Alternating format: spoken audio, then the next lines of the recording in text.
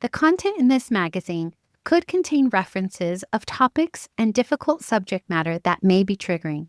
Please honor yourself, inner knowing, and proceed with whatever help or guidance you feel is intuitively aligned.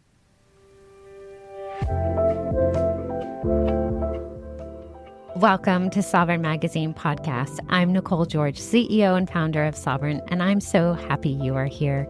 Today, we are joined by Arin Dosh, our in-house astrologer, who is here to guide us through the cosmic energies of the moon. Arin helps us understand how the celestial rhythms can support our journey to embodying our sovereign selves. Let us dive into what the stars have to share with us today. Keep listening to hear all of the intuitive messages meant for you.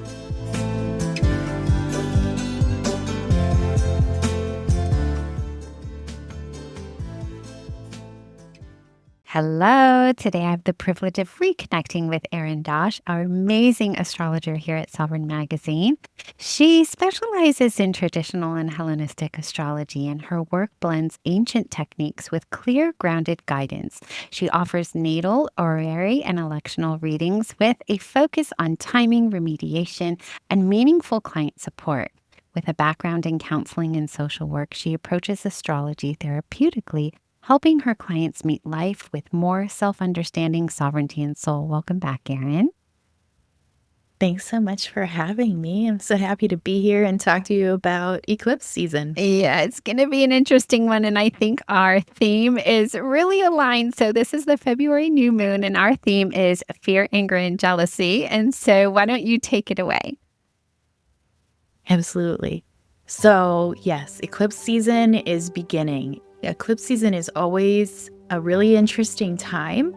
Usually time feels sped up. Timelines can shift radically. Events often feel faded. So we usually get 2 eclipses, sometimes 3, but usually 2, about every 6 months. Eclipses are much more potent, and the effects are generally longer lasting than normal lunations. So if we think a regular new or full moon influences for up to 6 months, for example, if you get a new moon today, you'll get a full moon generally in the same sign 6 months from now. So that's sort of a cycle. But the eclipses, I would give them even 18 months, so up to a year and a half. And this is because the south and north nodes of the moon are mathematical points in the sky, and they are our eclipse points. So anytime a lunation, either a new moon or a full moon, happens within about 15 degrees of one of the nodes, we get an eclipse. And they spend about 18 months in a sign. They're always opposite one another. So a pair of signs, they spend about 18 months. So that's why the effects of eclipses last longer. When we get a new moon near a node, we get a solar eclipse. So that's what we're having now. And this new moon is near the south node of the moon. The solar eclipse is at 28 degrees of Aquarius on February 17th. This is our very first eclipse of the new axis, which is the Leo-Aquarius axis. We are still finishing our eclipses on the Virgo-Pisces axis. So 2026 is a year of overlap in this way. It has a lot of these themes of like threshold energy, 2026 does, and this is just one more. So this is actually a north node eclipse, and the north node is still in Pisces, but yet our eclipse is at the very end of Aquarius. Okay? So in Vedic astrology, the north node, they call him Rahu, the head of the dragon. And you can think of it, I think it's a very apt analogy to think of him this way, as the head of a hungry ghost. All he can do is eat. And this lends a sort of frenetic energy. So you might feel anxious, fearful, and sort of spun out. That's very normal during eclipses. If you feel that way, I always recommend to my clients, try a bath with sea salt, maybe magnesium too, to relax and ground, cleanse yourself of any of the frenetic energy. If you don't have a bath, try like a salt scrub in the shower or even a foot bath, and take some quiet time for yourself just to meditate if at all possible, or lay down and take a nap. Okay, so the ruler of this eclipse, because rulership always matters when we're interpreting any lunation, is Saturn. So he is the ancient ruler of Aquarius, and I practice Hellenistic astrology, so that's the ruler that we would use. He is now at 0 degrees of Aries, very tightly conjunct Neptune, who is also at 0 degrees of Aries. They're only 15 arc minutes apart, so they're nearly exact. The exact conjunction is on February 20th. So 3 days after the eclipse, the exact conjunction happens. And we only get one exact hit of this conjunction this cycle.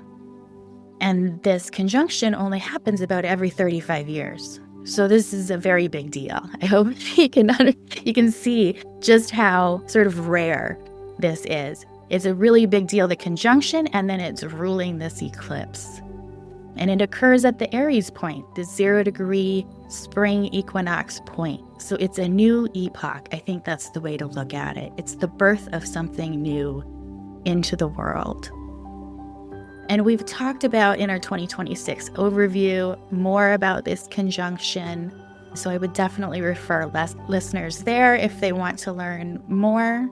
But generally, we're going to see structures, old sort of structures in our lives dissolving, falling away, and new things being born.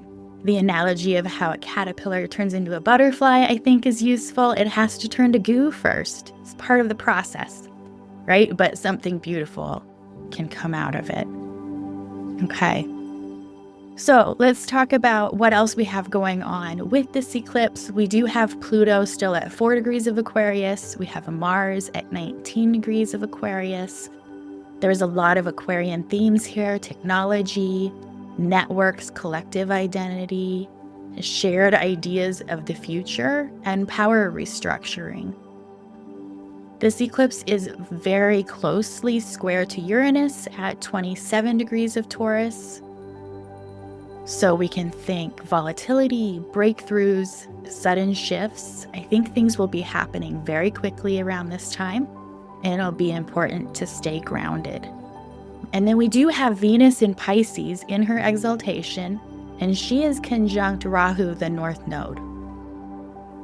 And this can lend devotion, compassion, spiritual love, and potentially karmic relationships, especially with Rahu there. So something to watch for. Remember that Saturn-Neptune also is always going to be asking all of us the entire time they're sort of together there to check in on our boundaries. But this eclipse it carries a wild card energy.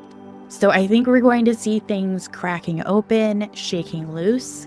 We may be shedding old, outworn patterns during this time, which, while not easy, not comfortable, is very constructive and can be deeply healing. So I think largely that's really sort of how this eclipse looks, is potentially uncomfortable, but there's a lot of potential here for something that is deeply healing, very real, honest connections with each other.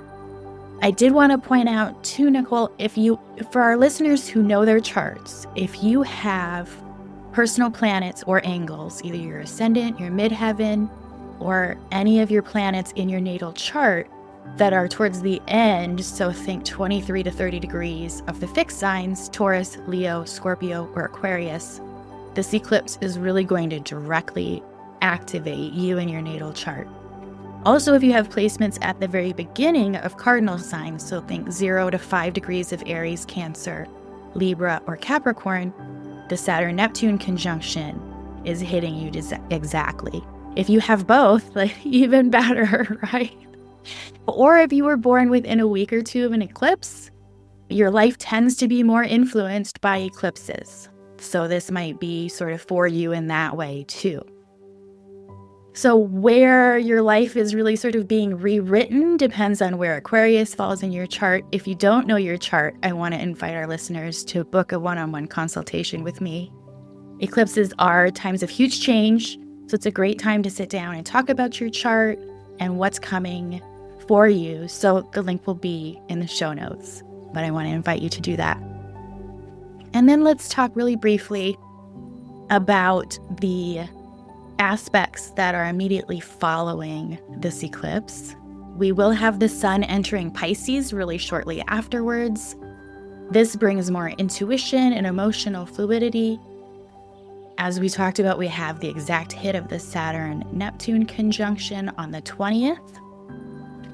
On February 22nd, Venus in her exaltation at 15 degrees Pisces trines Jupiter at 15 degrees Cancer, who's also in his exaltation. So this is one of the most beautiful aspects possible. We have an exalted benefic trining and another exalted benefic. And we say the trine is of the nature of Jupiter. So it's a benefic aspect. So we have benefic. So it's a beautiful aspect. It's all the goodness that we could ask for. Here in these water signs, it's emotional, it's familiar, it's relational. So I think whatever happens during the eclipse, if things do break open and fall away, like here we see on February 22nd, just a few days later, this opportunity for immense healing and sort of the glue that sticks us together. And then we have on the 26th, Mercury stations retrograde in his fall. So again, we're using our intuition, our sonar. We're probably navigating more by heart than head. And perhaps that's just what this time calls for. And then Mars squares Uranus, which should be potentially shocking and disruptive. Venus conjoins Mercury. Think emotional conversations, clarity through reflection. And then Mars enters Pisces on March 2nd. So drive becomes emotional, spiritual, and potentially internal. This is a really exciting eclipse, and I would say it marks the beginning of a new collective and personal story, probably both. It dissolves old systems while calling new ones into form, and it asks us to trust the unknown and align with a future that's really only beginning to reveal itself. Wow. So at the beginning, I'm like holding my breath with big eyes going, oh my gosh, this is going to be crazy. And then by the end, I was like, okay, I can trust in the unknown. I think I can do this. And I, of course, love exploring emotions and all of that. So it sounds like we're going to have quite a big February, if you will. And Yes. It's going to be full of so many things, but I love that you gave us an opportunity to have some ways that we can ground ourselves with salt baths. I actually do Epsom salt in my shower every single day to keep myself grounded. And it has lavender in it to keep me even more grounded. Yeah. I love it. I love it so much. And I do it on my husband's feet at night too. So we're huge Epsom salt people. And it does help. It does help. Thank you so much. And you will be back for the March full moon. So if you haven't liked, shared, and subscribed, please do. Also, Arin is in our community.sovereign-magazine.com, where she posts horoscopes. And you can also find her on her website, which is in the show notes, all her details. So you can follow her on which platform feels most aligned for you. But definitely come back for more. Thank you for listening. I'll be back tomorrow with more ways to step into your sovereign self as I begin the interviews with our soul-led entrepreneurs. Subscribe to our magazine and podcast and join our global community for all the magic. Details on how to find your weekly horoscopes or connect with Arin are in the show notes. And if you enjoyed this episode, please leave a review. It helps us reach our goal of guiding 5 million to their sovereign selves.